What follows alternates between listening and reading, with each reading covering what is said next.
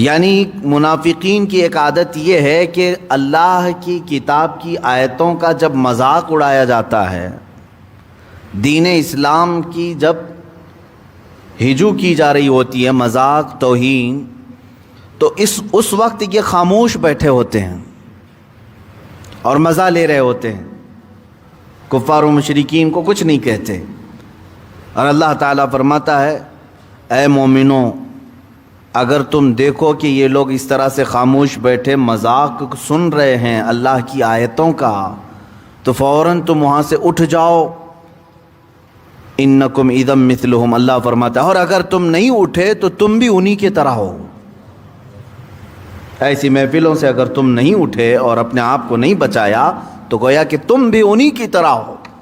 گویا کہ اللہ کی توہین، رسول پاک کی توہین، قرآن پاک کی آیات بینات کی توہین سن کر کے خاموش رہنے والا منافق ہے، اور ان کی مجلسوں میں بیٹھنے والے کو اللہ نے فرمایا انکم اذا مثلہم، تم بھی ان کے مثل ہو۔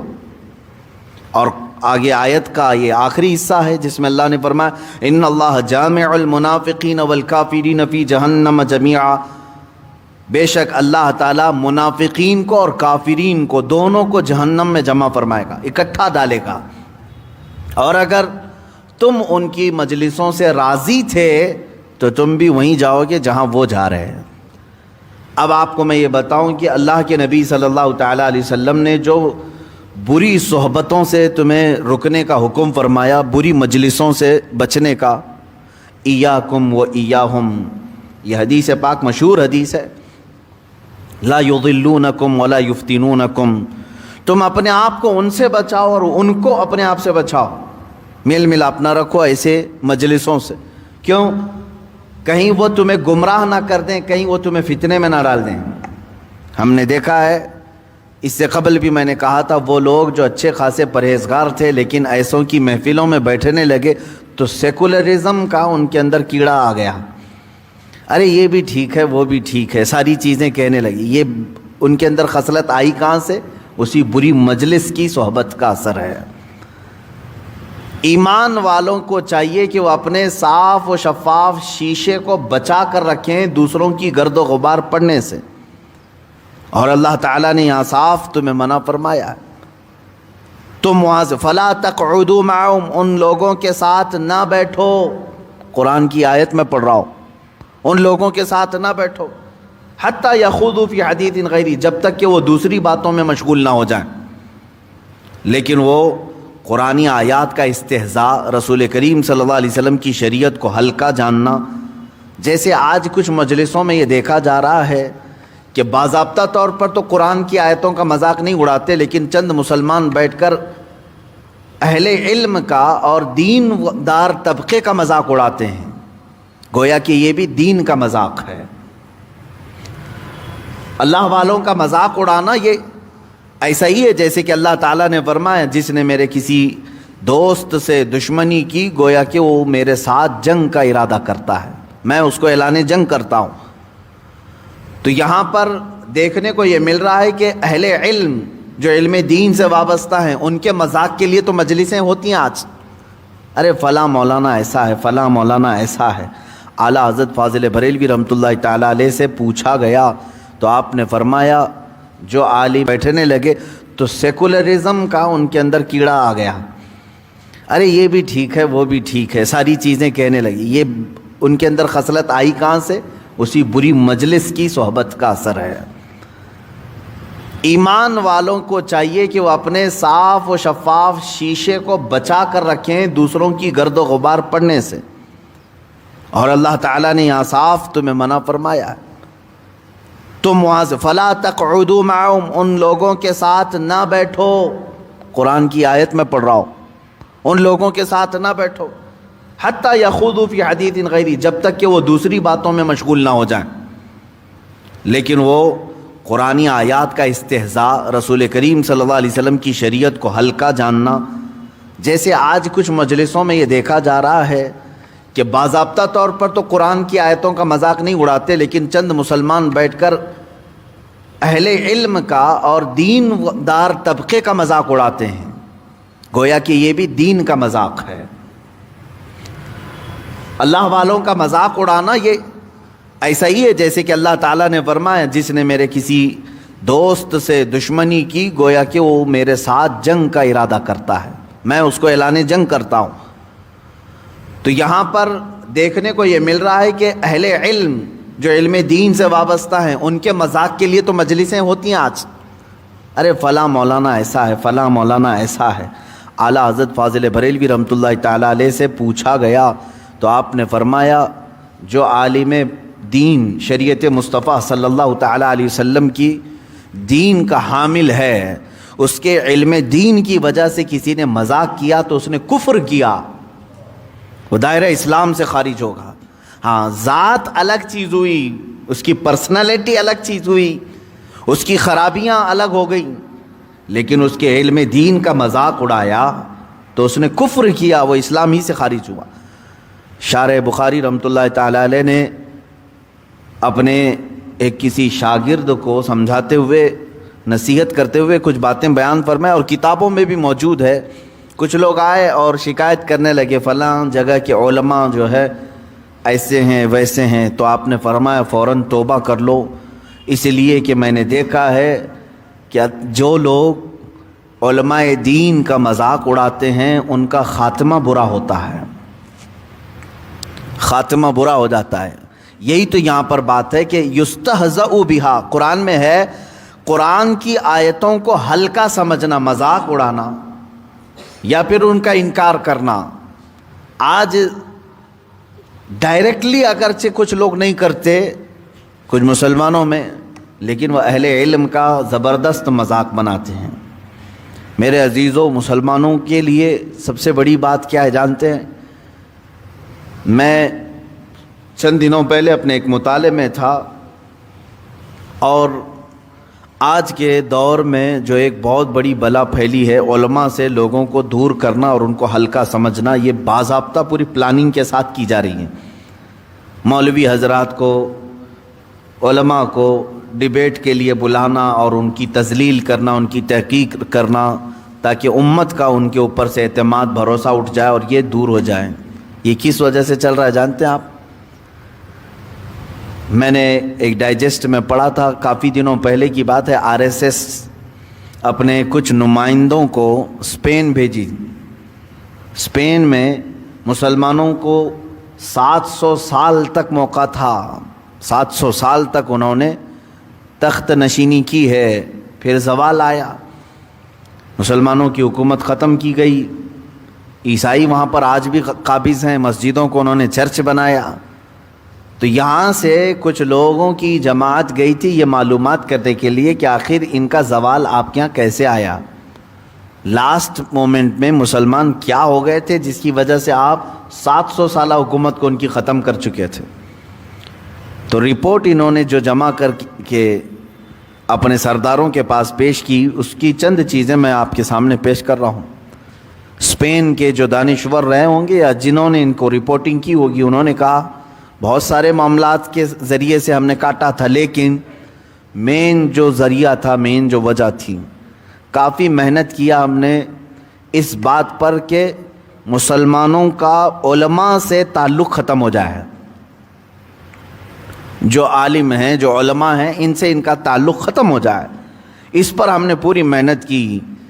پھر وہ وقت آیا جب ہم ان کے اندر داخل ہو گئے اور قابض ہونے لگے۔ ان کے علماء چیختے تھے، چلاتے تھے، لیکن ان پر کسی کا ٹرسٹ نہیں تھا، وہ بولتے رہ گئے، لیکن قوم کو ہم نے دور کر دیا تھا ماڈرنٹی کے نام پر، ماڈرنزم کے نام پر، جدید کلچر کے نام پر، ویسٹرن کلچر کے نام پر، کیونکہ آج کے نوجوان کو بھی اسی طرح سے دور کیا جا رہا ہے کہ تو اگر ان کی صحبت میں رہے گا ملا بن جائے گا، مولوی بن جائے گا، تیرا کیا فیوچر ہوگا۔ علماء اسلام سے دور کرنے کے لیے آج بھی یہ ہتھ کنڈے اپنائے جا رہے ہیں۔ ایک طرف تو کفار و مشرکین پیچھے پڑے ہیں نوجوانوں کے، اور دوسری طرف یہ ڈھکوسلے جھوٹے بابا اور پیر پڑے ہوئے ہیں، یہ بھی علماء سے دور کرنا چاہتے ہیں کہ علماء سے قریب نہ ہو۔ دونوں طرف سے آندھیاں ہیں ہمارے نوجوانوں کے لیے، اس زمانے میں بڑا چیلنج ہے۔ عزیزان گرامی، درمیان میں یہ بات آئی تو اس لیے میں عرض کر گیا منافقین جو ہے وہ اہل علم کی توہین کرتے ہیں، استہزاء کرتے ہیں، تخفیف کرتے ہیں، انہیں ہلکا سمجھتے ہیں، دین کا مذاق اڑاتے ہیں. اور اللہ تعالیٰ نے فرمایا جہاں ایسے معاملات چل رہے ہوں تم ہرگز نہ بیٹھو، اور اگر تم بیٹھے رہ گئے تو قرآن کہتا ہے کہ تم بھی انہی کے مثل ہو، انہی کے ساتھ تمہیں بھی ڈالا جائے گا. اب آگے ان کی اور کچھ نشانیاں ہیں جو اللہ تعالیٰ فرماتا ہے الذین یتربصون بکم، وہ دور کھڑے ہو کر تمہارا انتظار کرتے رہتے ہیں. کس بات کا؟ جب بھی کوئی سخت معاملات تمہارے ساتھ آ جائیں، تمہارے اور تمہارے دشمنوں کے، کیونکہ یہ منافقین نہ تمہارے نہ ان کے بیچ میں، یا تو یوں سمجھ لیں ہیں تو ان کے لیکن رہتے تمہارے ساتھ ہیں، تو انتظار کرتے رہتے ہیں. اگر تمہاری مٹبھیڑ ہو گئی دشمنوں سے، جنگ ہو گئی، اگر تمہیں فتح مل گئی، فَإِن كَانَ لَكُمْ فَتْحٌ مِّنَ اللَّهِ قَالُوا أَلَمْ نَكُن مَّعَكُمْ، اگر اللہ کی طرف سے مومنین کو فتح مل گئی تو یہ بولتے ہیں ہم تمہارے ساتھ تھے اس لیے فتح ہو گئی، ہم تمہارے ساتھ ہی تو تھے اس لیے تمہیں فتح مل گئی. رب تعالیٰ نے ان کی خوب ظاہری طور پر نشانیاں بیان کی ہیں. یہ اسی طرح کرتے تھے. مدینہ طیبہ میں مومنین کے ساتھ جہاد میں گئے ہیں کئی مرتبہ، اور جب اللہ تعالیٰ نے انہیں فتح عطا کی تو کہتے تھے ہم سب تو ساتھ میں تھے تمہارے، اسی لیے تو فتح ملی.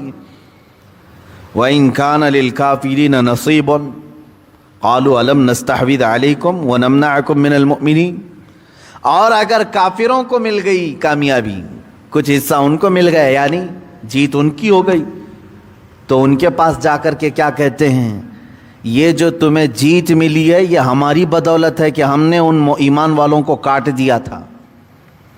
ان کو کامیابی ملی تو وہاں جا کر کے اپنی بجاتے ہیں، تعریف کرتے ہیں کہ ہم نے تم کو مسلمانوں سے بچایا ہے، ہم ان کی جماعت میں رہ کر کے ان کے شر سے تم کو بچائے ہیں. اللہ فرماتا فاللہ یحکم بینکم یوم القیامہ، تو اللہ تم سب میں قیامت کے دن ضرور فیصلہ فرمائے گا. وَلَن يَجْعَلَ اللَّهُ لِلْكَافِرِينَ عَلَى الْمُؤْمِنِينَ سَبِيلًا، اور اللہ تعالیٰ کا یہ وعدہ ہے. سنیں، اللہ فرماتا اللہ کافروں کو مسلمانوں پر کوئی راہ نہیں دے گا. یہ بہت بڑی بات ہے. بعض لوگ یہاں آ کر کے رک جاتے ہیں، اے مولا تو فرما رہا ہے کافروں کو اللہ تعالیٰ مسلمانوں پر کبھی فتح نہیں دے گا، غلبہ نہیں دے گا، لیکن حالات اس کے برخلاف ہیں. حالات ایسے نہیں ہیں جیسے قرآن کہہ رہا ہے. تو کیا قرآن میں جھوٹے وعدے بھی ہوتے ہیں؟ معاذ اللہ رب العالمین، لا ریب فیہ، اس میں تو شک کی بھی گنجائش نہیں، شک کی بھی گنجائش نہیں. لیکن قرآن نے کہا ہے مومنین پر اللہ ان کو راستہ نہیں دے گا، کافروں کو غلبہ نہیں دے گا. لیکن ہم اس قرآن سے پوچھتے ہیں پھر یہ کیا ہے جو آج چل رہا ہے؟ ہم تو نہتے ہیں، ہماری مسجدیں چھین لی جا رہی ہیں، ہماری خانقاہیں برباد کی جا رہی ہیں، ہمارے بچوں کو یتیم کیا جا رہا ہے، عورتیں بیوہ ہیں، بہت سارے معاملات. تو میرے عزیزو جواب صرف ایک ہی ہے، لفظ پر توجہ دو. پھر قرآن کی آیت میں پڑھتا ہوں، لفظ پر توجہ دو، پھر قرآن پڑھ رہا ہوں. وَلَن يَجْعَلَ اللَّهُ لِلْكَافِرِينَ عَلَى الْمُؤْمِنِينَ سَبِيلًا، اللہ ہرگز کافروں کو مسلمانوں پر فتح نہیں دے گا، مومنین پر فتح نہیں دے گا. تم جو سوال کر رہے ہو کہ مولا یہ کیا ہے، سوال کرنے سے پہلے اپنی آئیڈینٹیٹی تو بتاؤ، کیا تم مومن ہو؟ پہلے تم اپنی آئیڈینٹیٹی بتاؤ. سوال کرنے کا اس کو حق ہے جو خود مومن ہو. ایمان کے جو تقاضے ہیں اس پر اترے ہی نہیں اور تم پوچھ رہے ہو. قرآن تو آج بھی وہی کہہ رہا ہے، کان حقا علینا نصر المؤمنین. اللہ فرماتا ہے ہم نے اپنے اوپر لازم کر لیا ہے کہ ایمان والوں کی مدد کریں گے. اگر تم سوال کرو گے اللہ سے مولا تو پھر میری کیوں نہیں مدد کرتا، تو جواب یہی آئے گا ایمان کے تقاضے پورے کر، مدد آج بھی آئے گی. ایمان کے تقاضے کہاں سے سیکھے ہیں؟ کیسے پتہ چلے کہ ایمان کے تقاضے کیا ہیں؟ میرے عزیز، ایمان کے تقاضے یہ نہیں کہ اللہ تمہیں اپنے گھر بلا رہا ہو اور تم دکان کی طرف بھاگ رہے ہو. ایمان کے تقاضے یہ نہیں ہیں عظمت رسالت پر حملے ہو رہے ہوں اور تو اپنے گھر کی دیواریں اونچی کر رہا ہو. ایمان کے تقاضے یہ نہیں ہیں کہ مسجدیں پامال ہو رہی ہیں، شریعت مطہرہ پر حملے ہو رہے ہیں اور تم اپنے گھروں میں روٹیاں سینک رہے ہو. ایمان کے تقاضے یہ نہیں. ایمان جس کے دل میں رچ بس جائے اس کے انداز کیسے ہوتے ہیں وہ صحابہ کی زندگی میں تمہیں ملیں گے، تابعین کی زندگیوں میں ملیں گے. یہ وہ لوگ تھے جن کے متعلق حق فرمایا میرے مولا نے رضی اللہ عنہم ورضوا عنہ، اللہ ان سے راضی ہے اور یہ اللہ سے راضی ہے. ایمان کی سب سے بڑی علامت یہ ہے تم اللہ سے راضی ہو گئے، یہی سب سے بڑی علامت ہے. اللہ نے آج یہ حکم دیا مجھے کرنا ہے. تم تو فجر میں اٹھنے کو اپنے لیے ڈیفیکلٹ سمجھتے ہو، مشکل سمجھتے ہو. وہ صحابہ تھے جو کئی دن اپنے گھروں سے باہر بغیر پیروں میں چپل، بغیر اپنے اوپر کوئی زرہ لوہے کے لباس جنگوں میں آ جاتے اور پھر تیروں سے ان کے جسم چھلنی ہو جاتے. واپس مدینے جا رہے ہوتے، درمیان میں جبرائیل آتے ہیں، عرض کرتے ہیں آقا یہیں سے پھر دوسرے جہاد پر جانا ہے. صحابہ نے ایک لفظ بھی نہیں کہا، آقا دیر کس بات کی، چلے یہیں سے چلتے ہیں. یہ ایمان کے تقاضے ہیں. حکم خدا، حکم رسول پر آمنا صدقنا کہنا بلکہ اس پر عمل کر کے دکھانا ایمان کے تقاضے ہیں. یہاں تو حالات یہ ہیں جگہ جگہ کے تھک چکے ہیں تمہیں یہ ہنگامے ہیں. مسافروں روش کارواں بدل ڈالو، غلط روی سے منازل کا بعد بڑھتا ہے. نشاط لذت خواب گراں بدل ڈالو. آج یہ حالات ہیں کہ ہمارے پاس بڑے بڑے ہنگامے ہو گئے، ہم اٹھنے کا نام نہیں لیتے. اور وہاں صحابہ کا حال یہ تھا کہ سہاگ رات ہے، پہلی رات ہے، آواز کانوں میں پڑی، بستر چھوڑ کر نکل پڑے. آج ہم کس سہاگ رات والے دولہا کو بلا رہے ہیں؟ آج ہم نے کب کس کو بلایا ہے؟ ہم ان کو بلا رہے ہیں جو ٹی وی پر، آئی پی ایل پر، میچ پر بیٹھے ہوئے ہیں. آؤ تو صحیح. تم دنیا کی لذات کو نہیں چھوڑ سکے تو ایمان کے تقاضے کہاں سے پورے کر پاؤ گے؟ اور پھر آپ سوال کرتے ہیں کہ مدد کیوں نہیں آتی؟ قرآن کہہ رہا ہے مدد کریں گے، قرآن کہہ رہا ہے ہم پر اللہ کافروں کو غلبہ نہیں دے گا. سچ کہہ رہا ہے قرآن. ایک بار تم مومن بن کے تو دیکھو، ایک بار مومن بن کے تو دیکھو. اور حقیقت میں اللہ عز و جل نے اپنے وعدے کو پورا فرمایا ہے، پورا فرمایا ہے. کیا تاریخ اس بات کی شاہد نہیں ہے کہ وہ صحابہ نہتے اپنے گھوڑوں پر چل پڑے ہیں اور سمندروں کو انہوں نے کہا تو سمندر ہٹ گئے اور راستہ دے دیے. وہ دریاؤں پر اپنے گھوڑے دوڑائے، افریقہ کے صحراؤں پر انہوں نے جھنڈے اسلامی لہرائے. اور اتنا ہی نہیں بلکہ بربر قوم جو پوری دنیا میں ظلم کے لیے مشہور ہے، جس کو کہتے ہیں نا ظلم و بربریت کیا. بربریت کیا چیز ہے؟ ایک قوم کا نام تھا، وہ بہت سخت قسم کی. اس بربر قوم کے پاس صحابہ گئے بغیر کسی خوف کے. وہ کچا چباتے تھے انسانوں کو اور جا کر کے ان کے سینوں میں محبت رسول ڈالے، قرآن کی تعلیمات دی. بربر قوم کے پاس عزیزان گرام اوقات، ہم تو اپنے آس پڑوس میں دین کی تبلیغ نہیں کر سکے، پھر ہم مدد کس بات کی چاہتے ہیں؟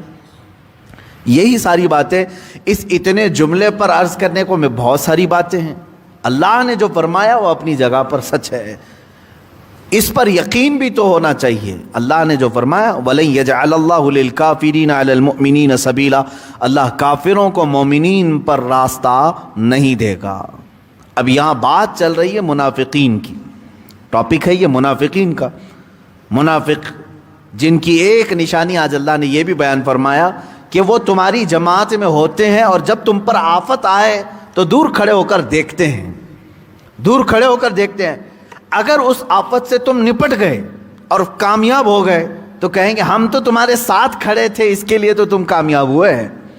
اور اگر تمہارا دشمن فتح یاب ہو گیا تو یہ تمہارے دشمن کے پاس جائیں گے اور کہیں گے ہماری وجہ سے تمہیں جیت ملی، اس لیے کہ مسلمانوں سے ہم نے تم کو بچایا ہے، ہم ان کے بیچ میں رہ کر کے ان کو کاٹ رہے تھے. اس کی مثال شاید ہندوستان میں بہت اچھے سے ملے گی ہم کو. بہت ساری ایسی شخصیات ہیں، آپ اس نشانی سے ان کو ڈھونڈ سکتے ہیں.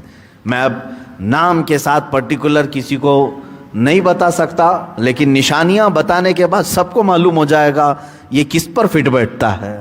کبھی ادھر آ کر کے مومنین کے پاس ہماری دلجوئی کریں گے، ہماری حوصلہ افزائی کی باتیں کریں گے، اور جب ہمارا دشمنوں سے مقابلہ ہو جائے تو یہ انتظار کریں گے، دیکھتے ہیں پلہ کس طرف کا بھاری ہوتا ہے، دیکھتے ہیں اگر ہماری طرف پلہ بھاری ہوا تو جلدی سے آ کر کے کہتے ہیں مولانا معلوم ہے کتنی دعائیں کیا میں نے آپ کے لیے، بہت دعائیں کیا۔ ایسے لوگ ہیں، جبکہ ہم کو معلوم ہے جو آج کہہ رہا ہے مولانا آپ کو فتح ملی، اللہ تعالیٰ نے کامیاب کیا، اتنی دعائیں کیا میں نے رات میں، دوسرے دن مجھے پتا چلا کہ یہی پولیس اسٹیشن میں ہمارے نام کی رپورٹ لکھا رہا تھا، جو رات بھر ہمارے لیے دعا کر رہا تھا وہی ہماری رپورٹ بھی لکھا رہا تھا۔ یہ منافقین کی صفات ہیں، دشمنوں سے اور جا کر کے ساز باز کرتے ہیں، ہماری شکست کی ہر کوشش کر لیتے ہیں، ہر ممکن کوشش کرتے ہیں، اور اگر شکست ہو گئی ہماری تو دور بھاگ جاتے ہیں، دور بھاگتے ہیں، اور اس کے بعد ان کو جا کر کے ان کے گلے لگ کر کے کہتے ہیں ہماری وجہ سے تمہیں جیت ملی ہے، اس لیے کہ یہ بہت ڈینجر آدمی تھا، میں قریب رہ کر کے اس کو تم سے کاٹ دیا، دور کر دیا۔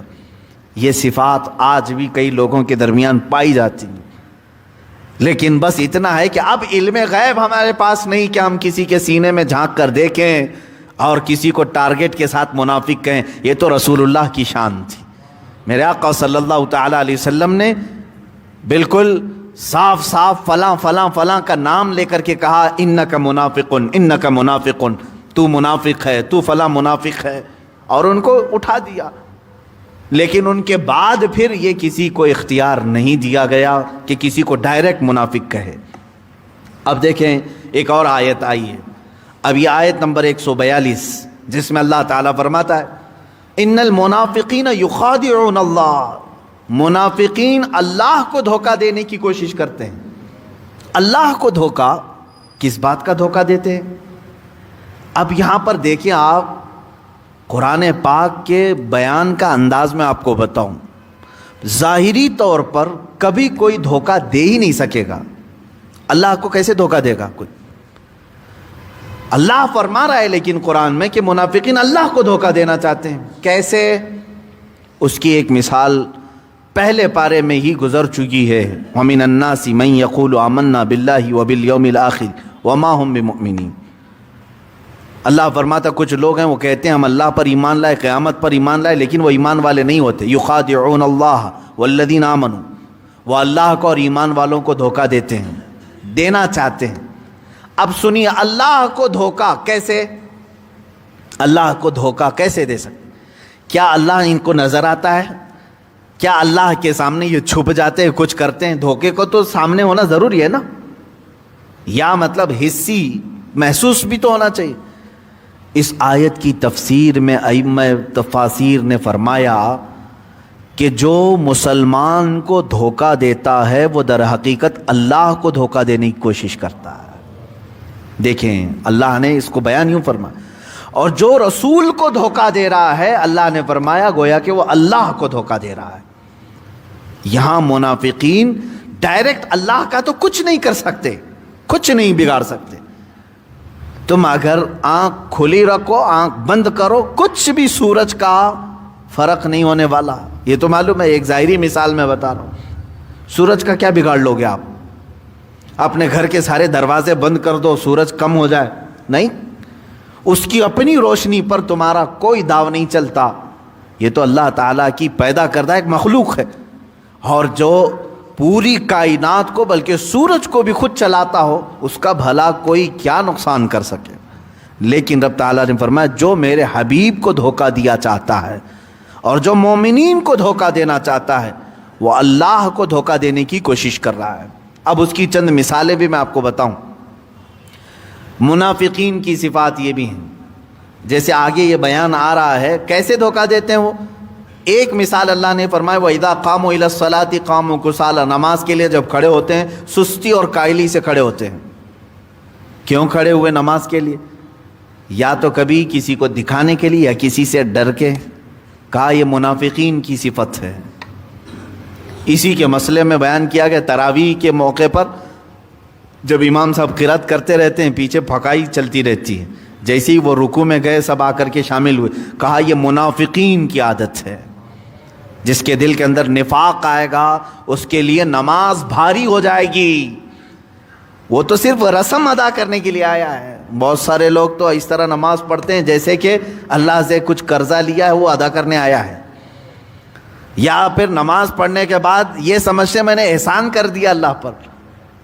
رب تبارک و تعالیٰ کا تو نے کوئی اضافہ نہیں کیا, وہ قادر مطلق ہے, جو کرو گے وہ تمہارے بھلا کے لیے ہوگا. اب سنیں اس کی مثالیں.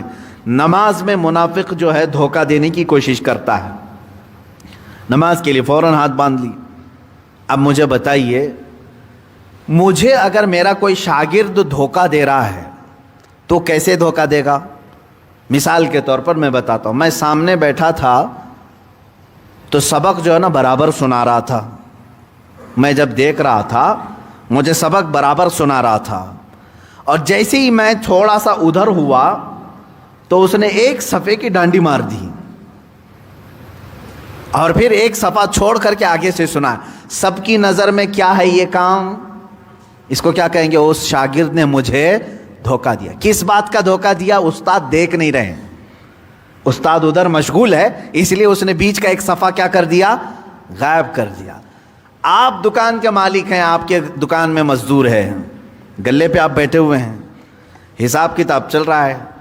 آپ کا مزدور نوٹ گن رہا ہے, 100 روپے کے برابر گن رہا. جیسے ہی آپ دیکھ رہے ہیں, جہاں آپ تھوڑی دیر ادھر مشغول ہوئے اس نے فوراً 4 نوٹ اندر کر لیا اور پھر باقی گننے لگا.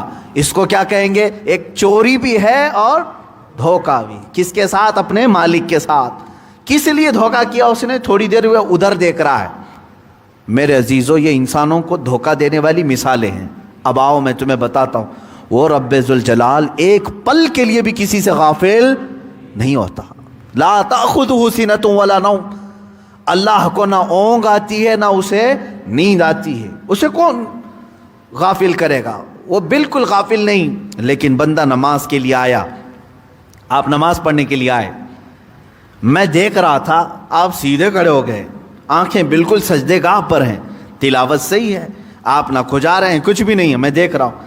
میری نظریں ادھر ہٹیں تو آپ نے اپنی نماز کو تیز کر لیا, اٹھک بیٹھک شروع کر دی, کھٹا کھٹ سجدے. یہ کیا ہوا؟ کوئی دیکھ نہیں رہا ہے مجھے, آس پاس میں کوئی ہے نہیں, جلدی جلدی مار لو. میرے عزیز, تو نے لوگوں کو نہیں براہ راست اپنے رب کو دھوکہ دینا کا جا, جبکہ وہ ایک لمحے کے لیے بھی تجھ سے غافل نہیں ہے. وہ جب دیکھ رہا ہے تمہیں, اس کے باوجود تم دھوکہ دے رہے ہو. تو یہ جو دنیا میں اپنے مالک کو دھوکہ دیتا ہے, اس سے بھی بڑا دھوکہ یہ ہوا. یہاں دکان میں دھوکہ اس لیے دے رہا تھا کہ وہ نہیں دیکھ رہا تھا. استاد کو شاگرد اس لیے دھوکہ دے رہا تھا کہ استاد دوسری طرف مشغول تھا. لیکن یہ بندہ خدا کو دھوکہ دینے کی اس وقت کوشش کر رہا ہے جب خدا خود اس بندے کو دیکھ رہا ہے. وہ دیکھ رہا ہے. ایک لمحے کے لیے بھی مولا تعالیٰ کسی بندے سے غافل نہیں. وَمَا اللَّهُ بِغَافِلٍ عَمَّا تَعْمَلُونَ. اللہ نے قرآن میں کئی جگہ فرمایا جو کچھ تم کر رہے ہو اس سے اللہ غافل نہیں. يَعْلَمُ خَائِنَةَ الْأَعْيُنِ وَمَا تُخْفِي الصُّدُورُ. جو تمہاری آنکھیں چھپاتی ہیں, خیانت کرتی ہیں, اور جو تمہارا دل چھپاتا ہے اللہ اسے بھی دیکھ رہا ہے. اسی لیے محبوب الہی کے بارگاہ میں ایک مرید آئے اور انہوں نے پوچھا, مرید کہا کہ حضور خواہش ہوتی ہے کبھی کبھار تو گناہ کرنے کی اجازت ہونی چاہیے, زندگی میں کبھی کبھار گناہ کرنے کی اجازت ہونی چاہیے. انہوں نے کہا بالکل صحیح کہہ رہا ہے, آج کے پیر تو دے بھی دیتے, چل میرے سامنے ہی کر لے, یہاں الاؤڈ ہے, باہر نہیں ہے. محبوب الہی نے کہا کہ تجھے گناہ کرنے کی خواہش ہے تو میری طرف سے 2 شرطیں ہیں, یہ 2 شرطیں کمپلیٹ کر لے, جو من میں آئے کر لے, گناہ کر لے, کوئی حرج نہیں. تو وہ مرید پوچھنے لگا کہ پہلی مرتبہ شیخ کامل سے اس طرح کی بات سننے کو مل رہی, بتائیں کون سی 2 شرطیں ہیں؟ محبوب الہی نے فرمایا ٹھیک ہے, جب بھی گناہ کرنے کی خواہش آئے, گناہ کرنا لیکن خدا کی سلطنت سے باہر جا کے کرنا, وہاں جا کر کے کرو جو خدا کی حکومت سے حصہ باہر ہے. اس نے کہا کون سا ایسا ذرہ ہے جو اس کی سلطنت میں نہیں ہے؟ کون سا ایسا خطہ ہے؟ کہا دوسری شرط. آپ نے کہا گناہ کرنے کی خواہش ہو تو کر لینا، دوسری شرط یہ ہے اس وقت کرنا جب وہ سو رہا ہو. اس نے کہا اگر میں نے یہ عقیدہ رکھ لیا تو کافر ہو جاؤں گا. اسے تو اونگ بھی نہیں آتی، اس کے سونے کا سوال ہی نہیں ہے. تو محبوب الہی نے جلال میں کہا اے بندے، جب تجھے یہ دو باتیں معلوم ہے تو کتنی جرت کا تو سوال کر رہا ہے، کتنی جسارت ہے تیری اس بات پر کہ تو گناہ کرنے کے وقت اس کی زمین سے بھی باہر نہیں جا سکتا اور اس کی نگاہوں سے پوشیدہ بھی نہیں ہو سکتا. تو کیا یہ شرم کی بات نہیں کہ اسی کی زمین پر اسی کے سامنے تو ننگا ناچنا چاہیے، گناہ کرے؟ عزیزان گرامی، منافق جو کرتا ہے وہ یہی ہے کہ وہ اللہ کو دھوکہ دینے کی کوشش کرتا ہے مگر دھوکہ دے نہیں سکتا، وہ اپنے آپ کو دھوکہ دے رہا ہے. کیسے معلوم؟ جیسے کہ میں نے غالباً آپ کو بتایا، وہ ایک پرندہ ہے، جیسے ہی وہ دشمن کو دیکھتا ہے اپنا منہ اپنے پروں میں چھپا لیتا ہے. چھپا لیتا ہے کیوں؟ شکاری جیسے ہی اس کی طرف نشانہ کرتا ہے اپنی منڈی پروں میں چھپا لیتا اور یہ سوچتا ہے اب میں چھپ گیا، اب مجھے کوئی دیکھ نہیں رہا ہے. خالی اس کا منہ چھپ گیا تو کیا سوچتا ہے؟ میں پوشیدہ ہو گیا، اب کسی کو نہیں دکھ رہا ہوں. میرے عزیزو، اسی طرح کی بے وقوفی منافق کرتا ہے. وہ چند لوگوں کی نظروں سے پوشیدہ ہو کر جو حرکتیں کرتا ہے وہ یہ سمجھتا ہے اب مجھے کوئی نہیں دیکھ رہا. ارے قادر مطلق جس نے پیدا کیا وہ ہر لمحہ تجھے دیکھ رہا ہے. ایک نمازوں میں ہوا، دوسرے زکوٰۃ کے معاملات میں بھی. یہ ڈانڈی مارنا جس کو کہتے ہیں دھوکہ دینا، اللہ کو دھوکہ دینے کی کوشش کر رہے ہو. بہت سارے لوگ زکوٰۃ کے سوال کرتے ہی رہ جاتے ہیں، سال بھر کرتے رہتے ہیں. نکلتی کب ہے میاں؟ سوالات پہ ہی آپ پورا سال گزار دیتے ہو. اور بچا لینے کے لیے کوشش، کبھی کبھار مجھے ایسا لگتا ہے کہ میں سی اے تو نہیں ہوں، ٹیکس بچانے کے لیے جس طرح ہم سی اے کو پوچھتے رہتے ہیں، کچھ لوگ علماء سے، مفتیان اکرام سے بار بار گھما پھرا کر کے پوچھتے نہیں مال یہاں رکھا تھا اتنے دن ہوئے ابھی آ کر کے، اس پر کوئی زکوٰۃ نہ آنے والی صورت بتائیں. یعنی گورنمنٹ سے ٹیکس بچانے کے لیے سی اے مشہور ہے، وہ خود فارمولے بتائیں گے آپ کو کہ ٹیکس کیسے آپ بچا سکتے ہیں. تو کچھ لوگ یہ سمجھتے ہیں کہ مفتی اور عالم اسی لیے ہوتے ہیں زکوٰۃ بچانے کے راستے دکھائیں گے. کچھ لوگوں کو میں نے سنا بھی کہ اس طرح سے کرتے ہیں. اللہ انہیں ہدایت عطا فرمائے. گورنمنٹ سے ٹیکس بچانا اور ہے، اللہ سے زکوٰۃ بچا کر رکھنا اور ہے.